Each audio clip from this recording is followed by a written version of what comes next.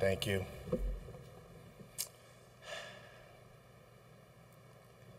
When faced with your mortality, would you be proud of what you contributed to the world? Would you be proud of the legacy you left behind for your loved ones? And if blessed to recover and face another day, what would you do differently? These are the questions I asked myself while lying critically ill with COVID-19, the spring of 2020. It was difficult for me to believe that a healthy owner of 12 skilled nursing facilities in Michigan, I was suddenly faced with my own mortality.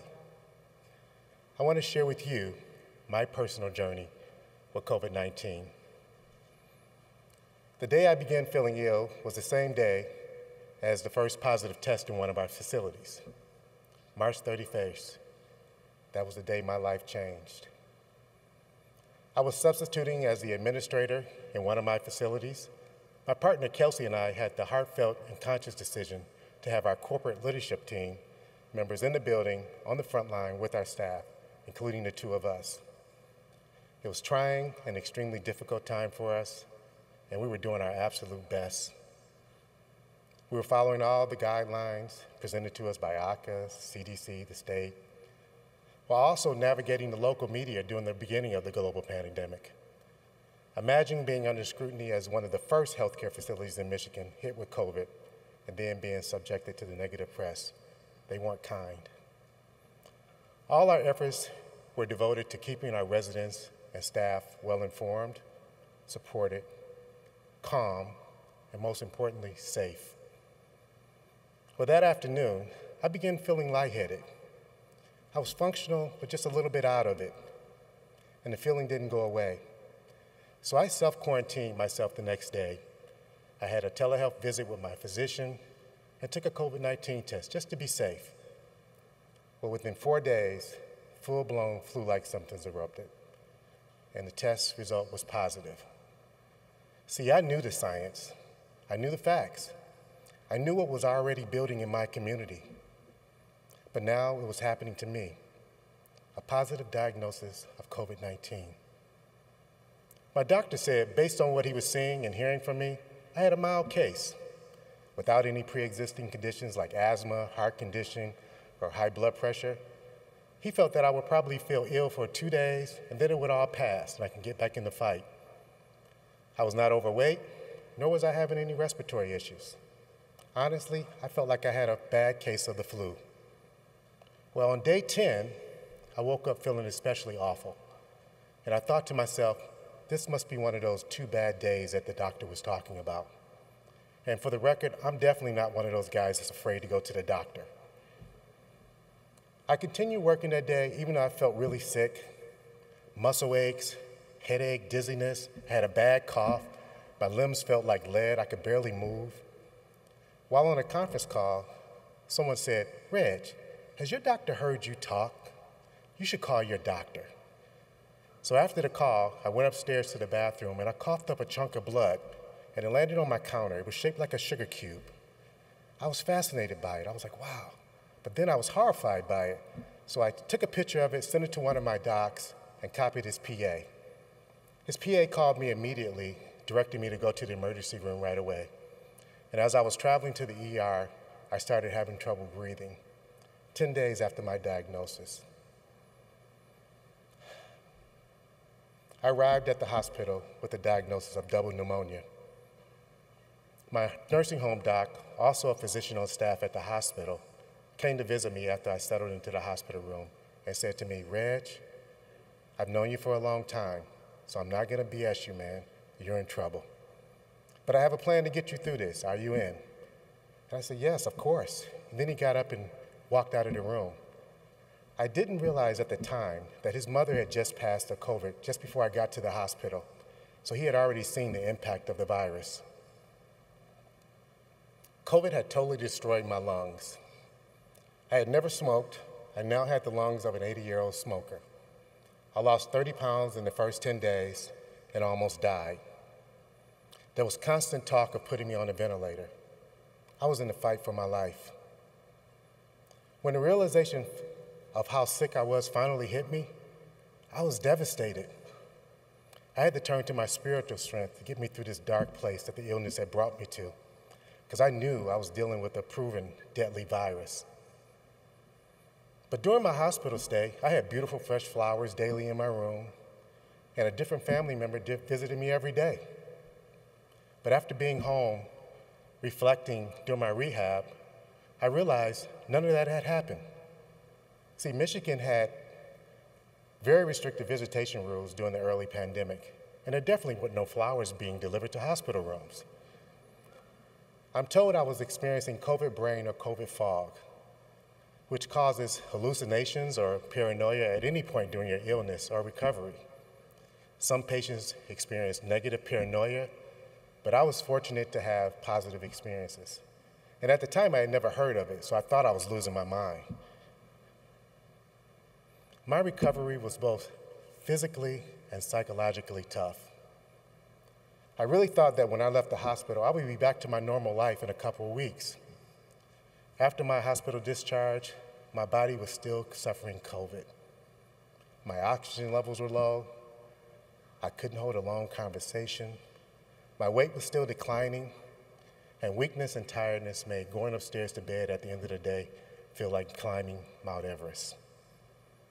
My doctor set me down for a reality check at one of my follow-up visits, and he said it will probably take an additional 5 to 6 months for your recovery. And for the first time, he told me that they almost lost me in the hospital due to the severity of my pneumonia. Hearing that was gut-wrenching. I had never been sick for any extended period of time in my life. My emotions were all over the place, from being scared, from being depressed, like why me, from feeling guilty, why did others die and why did I live, to being grateful and being thankful for being alive. My recovery was a long road. And to help myself get through it, I would set goals every day. And one goal came to me while reading a fitness magazine and seeing this picture of a man sitting on a tire with a determined look. For some reason, this picture really spoke to me. And I said to myself, when I get well, I'm going to take a picture just like that. The photo that kept me motivated, and it was one of the things that helped me get through my recovery. It's a cool picture. One of the reasons I'm here today is because of the amazing doctors and caregivers. And because we're in the healthcare field, we know good workers when we see them. My experience gave me a new appreciation for what we do as healthcare providers from the perspective of the patient. One of the doctors in particular, his name was Dr. M. I struggled pronouncing his name, partly because I couldn't talk, but the other reason, he had a very difficult name. So he told me, he said, hey, just call me Dr. M. He was always upbeat, motivating. He always told me I was doing great, and I would get through this. And he visited me daily, and I looked forward to his visits. One evening, the nurse told me that my oxygen level was low, and I may have to go on a ventilator if they can't get it higher. I remember lying there praying, asking God for help, for mercy, for grace. I was so anxious. Later that evening, Dr. M visited me. He told me he had just spoken to my nurse, and he wanted to teach me some breathing exercises to prevent me from going on the ventilator. I followed his instructions. I did the exact exercises exactly as he taught me. They weren't easy, but I was determined to do what was ever necessary to not go on the ventilator. The next morning, my levels were up, sparing me from going on the ventilator. Now, fast forward a few months after my return home from the hospital, I started getting better. And I was telling my primary doctor that I was thankful for him and his staff for saving my life. And I said, especially Dr. M. And my doctor looked confused and said, who is that? I said, I think he's on your staff, or maybe he's on the hospital team. And he said, I know of no doctor that fits that description at this hospital. Now, it may have been COVID brain, or maybe it was a reflection of my inner self that helped me get through it, or maybe it was my guardian angel. I'm just glad he was there for me. I listened, and I followed his directions. In early 2020, COVID-19 came through Southeast Michigan and exploded within my community. My community, Metro Detroit, has a large African American Latino population that was hit especially hard during the early days of the pandemic. I personally lost 28 people that I knew well, that I have cell phone numbers, including loved ones like my aunt, 2 cousins, 4 employees, and not to mention the precious seniors that we care for. Now, as the fall approaches and the holiday season is upon us, I will especially feel the loss of those 28 friends and family members. The city of Detroit had a memorial of all the COVID deaths in 2020 on Belle Isle State Park last year. I too almost died and would have been on that memorial lane. Contracting and almost dying from COVID taught me to see life differently. I'm grateful and appreciative. I'm appreciative of our work more than ever. I better understand how residents rely upon us and how their health challenges impact their lives. We as healthcare workers help become part of the residents' families. And families, not just blood relatives. The doctors, the nurses, the therapists, they became my community. They became my family. I saw this from a different vantage point. I'm grateful for the support system. In one of the toughest periods of our sector, I was battling to stay alive. I wasn't physically or mentally able to work. I went from being on the front line to not even being a spectator. I had to focus on getting well. And that was very hard for me to accept. During my many months of dealing with COVID, which is a journey that I still continue this day, I relied upon my faith, my family, my friends, my work family, the hospital team. Their support gave me the ability to recover and rehabilitate. And lastly, I appreciate sitting still. Most of us, because of the nature of our lives, our work, taking care of our families, and just living day to day, never have the space to rest and see the simplicity of beauty of everyday life. COVID has enabled me to see life in Technicolor, a bluer sky, a greener tree, a kinder, more aware me, a deeper love for my God, my family, my friends, my business, the stranger next to me, and the humanity all around me.